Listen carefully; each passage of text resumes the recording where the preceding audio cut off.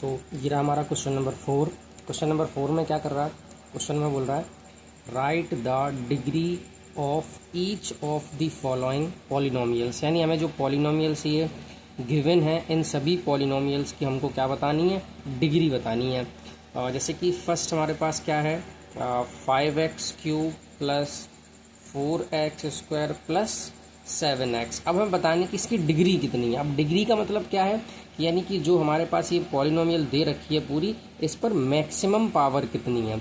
तो अब यहाँ पर जो मैक्सिमम पावर है x पर, यह पावर क्या है x³ x² और x⁻1। तो मैक्सिमम पावर कितनी है 3। तो इसका मतलब क्या है बेटा, ये 3 डिग्री की पॉलिनोमियल है। क्या है ये 3 डिग्री की पॉलिनोमियल है।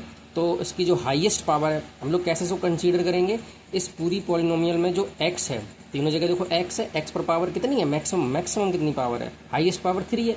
तो बेटा ये 3 डिग्री की पॉलिनोमियल हो गई। कितनी हो गई 3 डिग्री की पॉलिनोमियल हो गई। तो क्या लिखोगे, द हाईएस्ट पावर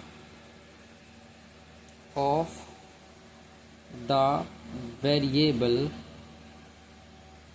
इज 3। तो हाईएस्ट जो पावर है इस पॉलिनोमियल में वेरिएबल की वो कितनी है 3 है। तो जब 3 हाईएस्ट पावर है तो फिर ये कितने डिग्री की पॉलिनोमियल होगी, इसकी क्या लिख देंगे, इसमें डिग्री कितनी है इसकी 3। इसी तरह हम सेकंड करेंगे। सेकंड में क्या दे रखा है हमारे पास,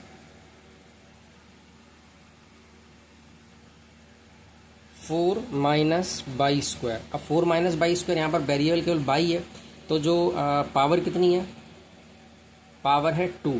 तो ये कितनी, इसकी डिग्री कितनी हो गई, यहाँ पर डिग्री भी कितनी होगी हमारे पास 2 डिग्री हो गई। कितनी हो गई 2 डिग्री हो गई। उसके बाद अगर हम बात करते हैं नेक्स्ट की, कैसे बात करते हैं, अगर से थर्ड था हमारे पास इसी का पोर्शन में 5t माइनस रूट 7। अब यहाँ पर t पर पावर कितनी है, यहाँ पर t पर पावर है 1। तो इसकी पावर कितनी होगी इस वेरिएबल की 1 पावर। डिग्री भी कितनी हो गई 1, क्योंकि हाईएस्ट पावर हमारे पास 1 ही है ना।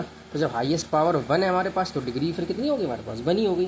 फिर फोर्थ है, इसी का पोर्शन में है फोर्थ, जो है फोर्थ है हमारे पास 3।